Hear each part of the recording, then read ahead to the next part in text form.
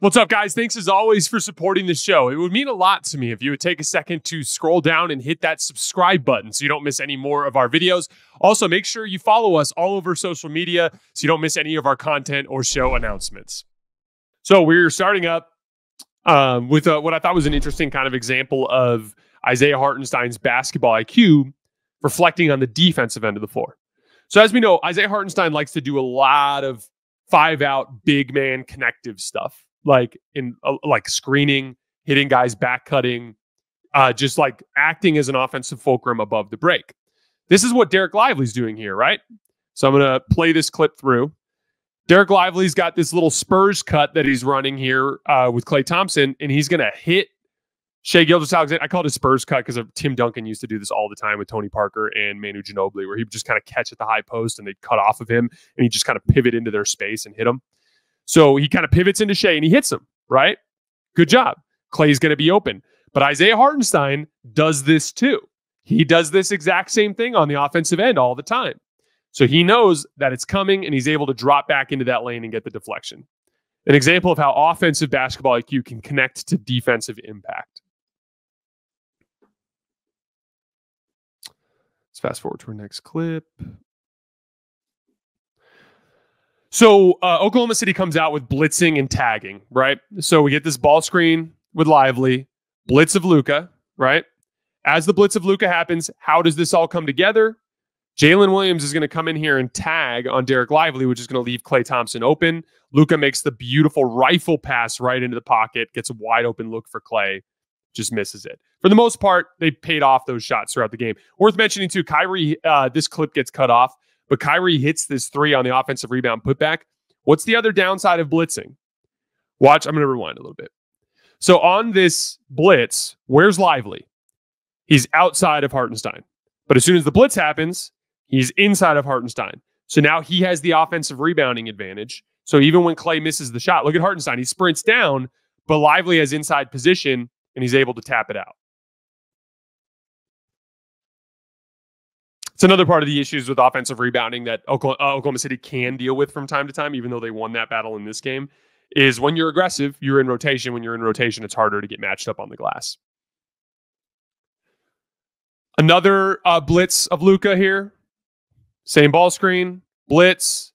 The tag comes from Cason Wallace. Swing out to Kyrie, great read. Cason rotates again. Klay Thompson gets the same exact shot. This time he pays it off. As I mentioned earlier, deep drop coverage that the Mavs came out with against Shai and Jalen. So this one's going to be with Jalen. Hartenstein's screen. Look at how far back Lively is.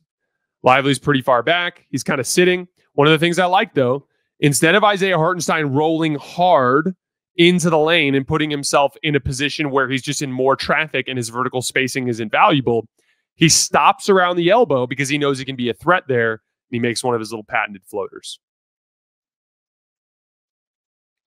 Another deep drop coverage with Lively.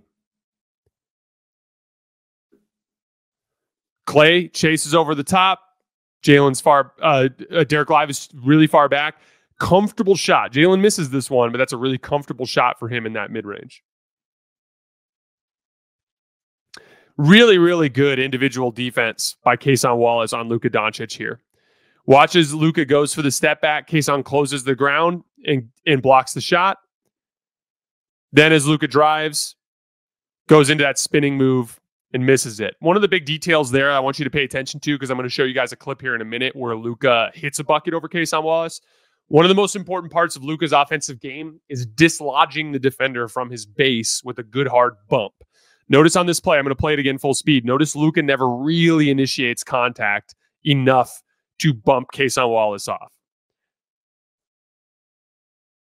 You're going to see a better example of Luka doing a better job later on here. This was interesting, I thought. The Mavs in the deep drop were conceding these pull-up jump shots, and Shai early in the game didn't want to take them. This is important because in the third quarter, he did want to take them. But watch, Hartenstein sets a good pick, really gets into Quentin Grimes. Shai's just wide open. Like, this is a wide open pull-up three. Doesn't feel like taking it yet, right? Look at how far back Dereck Lively is. So he gives the ball to Hartenstein, but watch how this turns into offense anyway. Hartenstein catches, Quentin Grimes is there. Watch Shai just back cut him. Boop. Back cut, gets a nice little look at the mid-range, knocks it down. Big part of the offense for Oklahoma City that just hasn't really been there before Hartenstein came around. Let's see. Luka had been really, that was another great kick out from Luka on a post-up double team that Kyrie missed. Again, for the most part, the Mavs paid those shots off in the first half.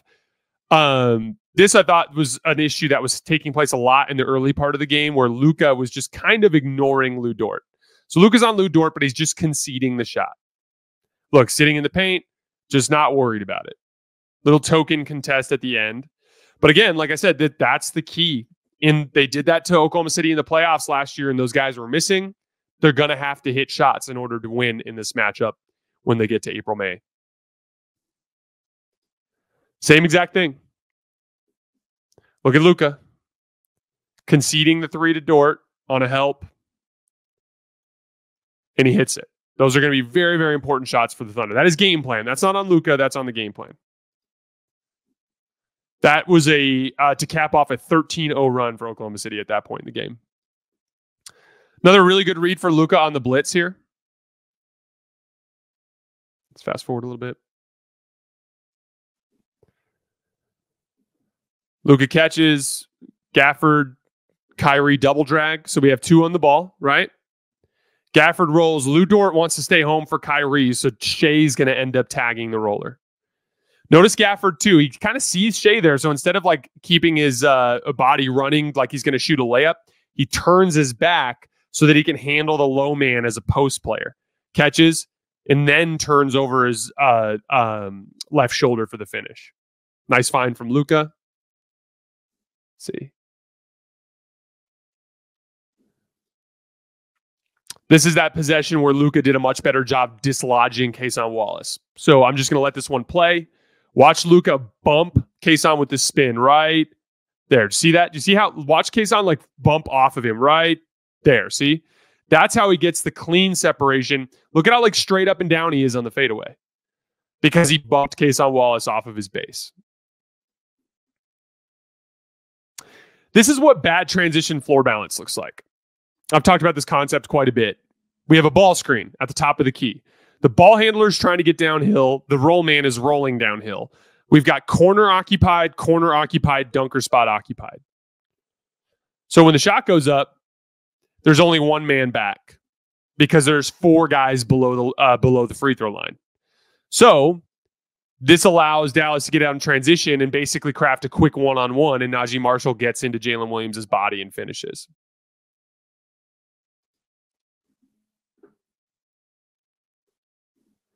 This is that incredible Lu Dort closeout on the blitz. So double drag, blitz, two on the ball. Shai's tagging Gafford. He's there earlier now because Gafford just got a deeper seal, right? So now Luka makes this unbelievable cross-court pass. Look at Lu Dort. And again, Klay could have shot this on the catch. Watch. That's going up. That should go up. But the point is, Lu Dort is sprinting so fast that it forced Klay to second guess himself, breaks his rhythm, and he misses the shot. That's elite modern NBA defense, though. The ability to put two on the ball, be completely compromised. All five Oklahoma City defenders are on the midline or to the right side. Klay Thompson, the second best shooter of all time, is wide open in the left corner. We have a skip pass that's being thrown 40 feet from the rim on the right sideline that is dropped on a dime to Klay, and a closeout still gets there. That is what makes the Oklahoma City Thunder such a pain in the ass to deal with. As I mentioned earlier, in the first half shift, Gafford was in much more of a high drop coverage against Shai. You guys are going to see an example of that now. Look at how high Gafford is. Gafford's up at the level. Then he's pulling back. That allows the roll man to be open for this weak side 3-on-2, which Shai converts to Caruso for three. Just misses the shot.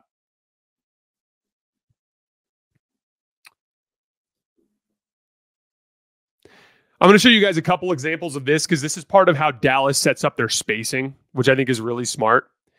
One of the things you're going to see is when Luka ISOs and teams want to help from the center spot, in this case, in the switch, Isaiah Joe is technically Derek Lively's man, right? You can see him kind of guarding each other there. So one of the things that Lively is going to do is he is going to seal Cason Wallace on his outside so that as soon as Isaiah Joe steps up, he creates a vertical passing lane. I'm going to play it in full motion, in full speed first, and then we'll slow it down. Okay, look at how this develops. Watch Derek seal on the inside of Cason Wallace. See that? See how he seals? He's got that left foot over Cason Wallace's foot. All that does is create a super easy read. Now Luka Doncic knows as soon as this guy steps up, Isaiah Joe, all he has to do is just throw the ball somewhere up here, anywhere up here. Derek Lively is inside position, so he can just jump up and feed it in. You guys will see another example of that with Kyrie Irving and Daniel Gafford here in a little bit.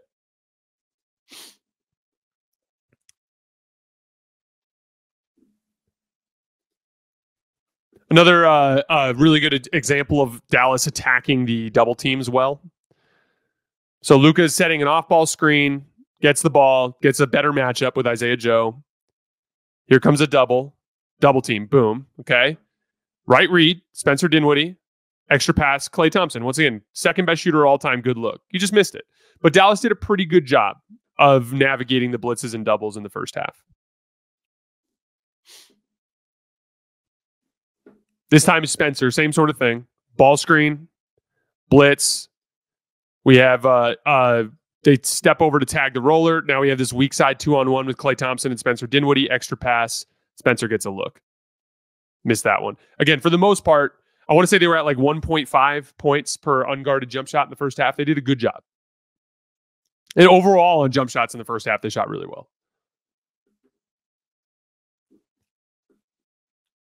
Another blitz, another really good rotation. Blitz, slip Spencer, really sharp rotations.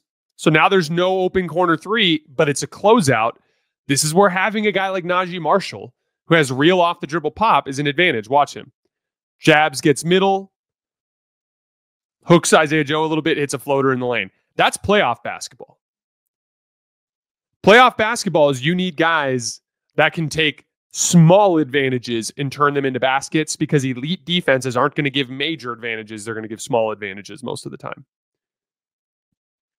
Big bucket for Spencer Dinwiddie here, leading the second unit. He's been doing a really good job leading the second unit. Notice Oklahoma City goes to a deep drop against the backup guard here.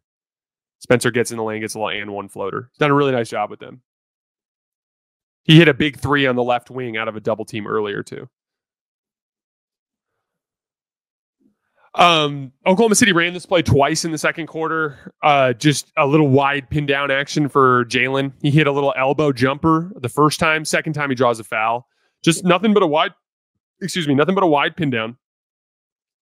Like I talked about yesterday, it still fundamentally ends up in the same action. Like, this is just like a ball screen, right? If Jalen Williams was coming off a ball screen, Maxence Prosper would be chasing him over the top. Gafford would be in a high drop, and Hartenstein would be rolling. It looks like that's how off-ball action or motion offense, like I was talking about with Golden State yesterday, more or less manifests with the same concepts as spread pick and roll. They just happen in the flow of the game.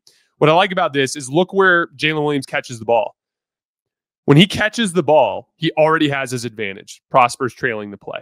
So running action like this allows your stars more opportunity to attack with an advantage earlier in possessions. Draws a foul here. Same exact read I talked about earlier with Lively. This is Dallas Mavericks offense. Notice when Kyrie starts to ISO, gets a switch, he's got Kenrich Williams. As he's going downhill, it pulls out. Okay, here we have our ISO. So now Kyrie's got a matchup he likes. Watch how the play develops. I'm going to play it in full speed first, and then we'll slow it down. ISO, ISO, ISO. Dunk. Okay, let's watch how it develops. Kyrie's ISOing. Gafford is already using a swim move on Cason Wallace to get inside position. See? Inside position. Now the read is very simple. Kyrie knows. I think this is Aaron Wiggins. As soon as Aaron Wiggins steps up, All he has to do is throw the ball somewhere up here, and Gafford's going to dunk it. Watch. That's Dallas Mavericks basketball. That's Dallas Mavericks spacing. They can occupy the dunker spot because their bigs are so good at those little details, like inside seals on the low man, to be able to create an easy vertical spacing window right there above, kind of above the square, just off to the right side.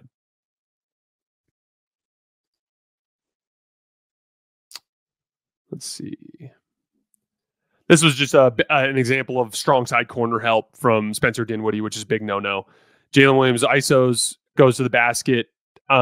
Spencer gets sucked in, and he hits a shot. Although one of the things you'll notice on this play, if you look, Gafford's not really in position to help, and there's an inside seal on Grimes, so he might have had no choice. But the other part of it, too, is Prosper's kind of on him. Prosper's in position. So that's just kind of a play where stick to the game plan, don't help out of the strong side corner. Let's see. This is another one of those high-level closeout attacks that I talk about, which is part of the advantage of the off-ball talent that Dallas has added this year. So, ball screen, blitz, okay? On the blitz, we tag, right? We're tagging with Shai on Gafford. There's our closeout, right? Not a three, but a closeout. Against elite playoff defenses, you got to find a way to convert this into points. Little step back move, Quentin Grimes. If Quentin Grimes were to ISO Shai Gilgeous-Alexander in like a king of the court situation or in just a set defense situation, not going to get that kind of separation in all likelihood. Shai's a good defender. But in a closeout situation off the ball, he might be able to get more separation. That's where his skill can... Again, the job of your superstars is to generate easier opportunities for your role players. If you've got some offensive skill in the role player core, you can convert those into points.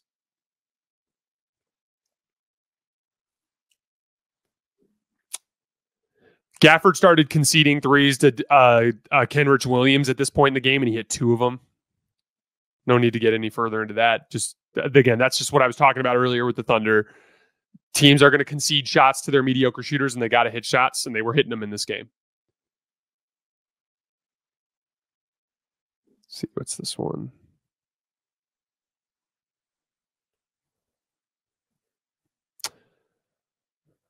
This was a really smart play from Najee Marshall. So transition cross match, right? Kyrie Irving ends up with Isaiah Joe on him. So he starts going to work. So Lu Dort doubles. Lu Dort, if you watch in the transition cross match, is matched up with Najee Marshall, right? Kyrie Irving with Isaiah Joe. Najee Marshall with Lu Dort. Lu Dort goes to double.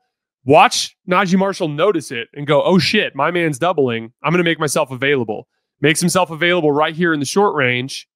Catches the ball and scores. That's high-level offense from a role player. That is the type of play that a skilled offensive player can make, that it can make more often than, say, like a Derrick Jones Jr. or a Josh Green, for instance.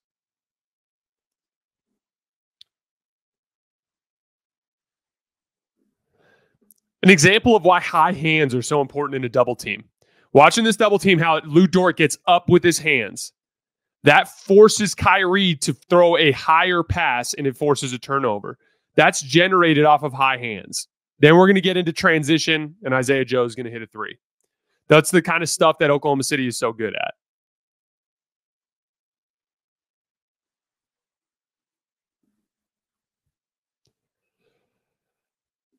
As I talked about in the monologue portion, one of the most important things for Oklahoma City, look at how Lu Dort sprints back. Look at this effort. Lu Dort should theoretically be transition cross-matched elsewhere with Isaiah Joe. He just sprints Isaiah Joe out of it, and Isaiah Joe sprints out of it, and you're out now. But as I talked about earlier, these are the kinds of matchups Dallas is going to have to win if they're going to beat Oklahoma City in a playoff series. Luka is going to have to be able to beat Lu Dort as his primary defender. And the main issue here is against a smaller guy or a guy that doesn't have the same sort of low center of gravity and strong base, Luka is going to dislodge him. Watch how he can't dislodge Lu Dort. And so Lu Dort's able to close the gap and force a miss. That's what makes Lu Dort such a gifted defender in this matchup. Another really nice play from Luka against a double team. Blitz. Skip on a dime. Unbelievable passes from Luka all night long.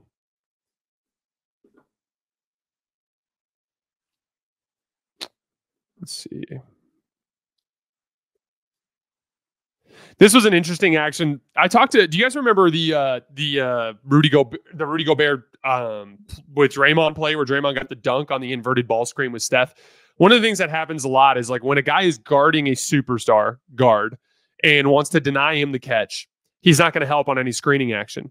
So watch as they swing the ball over here. They're trying to make a post entry to Kyrie Irving, but Alex Caruso is denying. See how Alex Caruso is top blocking and denying Kyrie Irving? So what Kyrie Irving does here, which is really smart, is he just goes like, hey, man, drive off of me. If you drive off of me and you can turn the corner here, you're going to get downhill because Alex Caruso is not going to help. And that's exactly what he does. Watch. Smart basketball from Kyrie.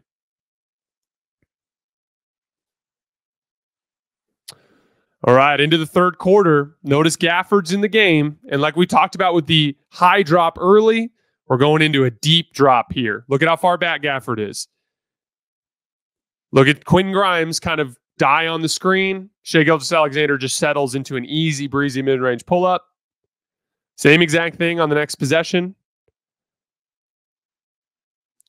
Klay Thompson on the ball. Lively's in the game now, so they went early back to Lively. But same thing. Quentin Grimes is on the ball. Hartenstein screens. Look at how far back Lively is. Lively's in the paint. Shai settles into an easy mid-range pull-up, knocks it down. Here he attacks Klay Thompson in a transition cross match. So he's got Klay Thompson, transition cross match, hits him with a little hesitation dribble to the right, gets the goaltend.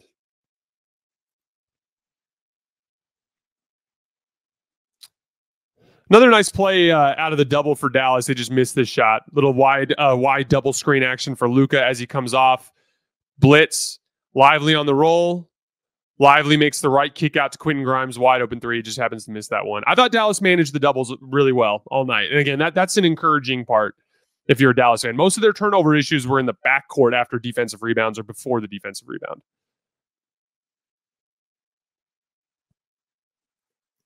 Another Shai ISO of Klay Thompson in a transition cross match.